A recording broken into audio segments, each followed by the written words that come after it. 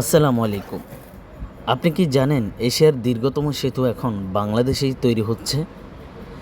এটি শুধু একটি সেতু নয়, বরং বাংলাদেশের জন্য একটি গর্ব, সম্ভাবনা আর ইতিহাসের নতুন অধ্যায়।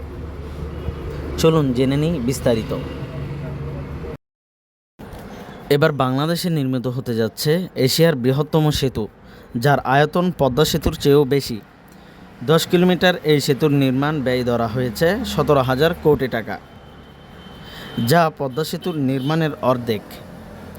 এই ভোলা বরিশাল সেতুর মাধ্যমে পরিবর্তন আসবে বাংলাদেশের দক্ষিণাঞ্চলের যোগাযোগ ও অর্থনৈতিক চিত্রে। তেঁতুলিয়া নদীর উপরে এই সেতু নির্মাণের পরিকল্পনা করেছে এই অন্তর্বর্তীকালীন সরকার। সম্ভাব্য স্থান নির্ধারণ করা হয়েছে ভোলার বেদুরিয়া ফেরিঘাট এবং বরিশালের লাহারহাট ফেরিঘাট এলাকা নিয়ে। বাংলাদেশ সেতু কর্তৃপক্ষ স্থান নির্ধারণ, জরিপ সব বিষয়ে যাচাই সম্পন্ন করেছে। সেতুটি নির্মিত হলে ভোলা এবং বরিশালের মধ্যে স্থলপথে সরাসরি যোগাযোগ সম্ভব হবে। দুই জেলার জন্য এক ঐতিহাসিক পরিবর্তন আনবে নির্মিত এই 10 কিলোমিটার সেতুটি। শুধু যোগাযোগই নয়, এই সেতুর মধ্য দিয়ে বড় পরিবর্তন আসবে জাতীয় গ্যাস সরবরাহে। বর্তমানে বরিশাল ও ভোলার যোগাযোগের একমাত্র মাধ্যম হচ্ছে নদীপথ। স্পিডবোটে প্রায় 40 মিনিট কিংবা লঞ্চে 2 ঘন্টা লাগে বেদুরিয়া পৌঁছাতে। তবে সেতু নির্মাণ হলে ভোলা থেকে বরিশাল প্রতিনিয়ত যাতায়াত করা যাবে। এই সেতুর মাধ্যমে বড় পরিবর্তন আসবে এই দুই জেলার মধ্যে।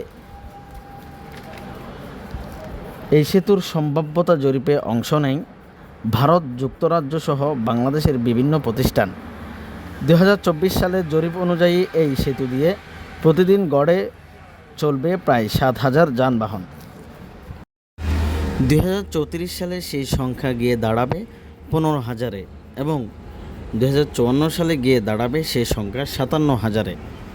2025 সালে এই সেতুর নির্মাণ কাজ শুরু করা যেতে পারে।